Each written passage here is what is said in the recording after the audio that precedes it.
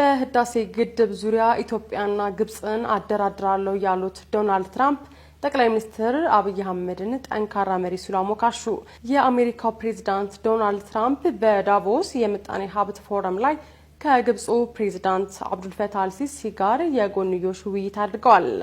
በህዳሴ ግድብ ዙሪያ ለግብጽ ይፋዊ ወገንተኝነትን የሚያሳዩት ትራምፕ የአባይ ግድብ የናይል ወንዝ እንዳይፈስ ያደርጋል ሲሉ ከእውነታው የራቀ አስተያየትም ሰጥተዋል። ይህ አስተያየታቸው በህዳሴ ግድቡም ይሁን በአባይ ወንዝ አጠቃላይ ሁኔታ ላይ መረጃና እውቀት እንደሌላቸው በግልጽ ያሳየ ቢሆንም ትራምፕ ግን ይህንን አቋማቸውን ይዘው ሁለቱን ሀገራት ወደ ድርድር ለማምጣት እንደሚፈልጉም ተናግረዋል። አክለውም የአባይ ወንዝ የውሃ ፍሰት በአንድ ትልቅ ግድብ ምክንያት ተገድቧል ሲሉ ተናግረዋል።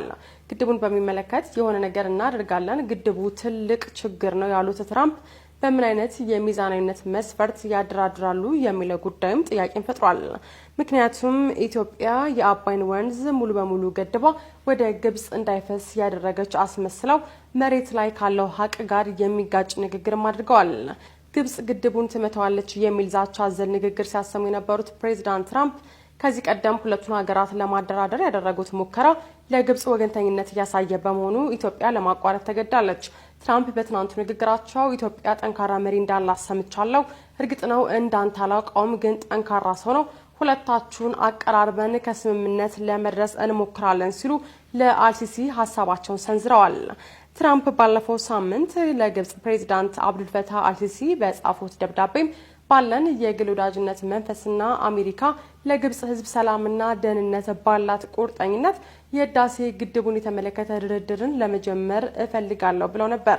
ታዲያ ይህንን ኢትዮጵያንና ሕዝቧን ያገለለና ብሔራዊ ጥቅሟን ከግምት ውስጥ ያላስገባ ሀሳብ የሚሰነዝሩት ትራምፕ ዳግም የግድቡን ድርድር አካሂዳለሁ ማለታቸውም ጥያቄ አጭሯል።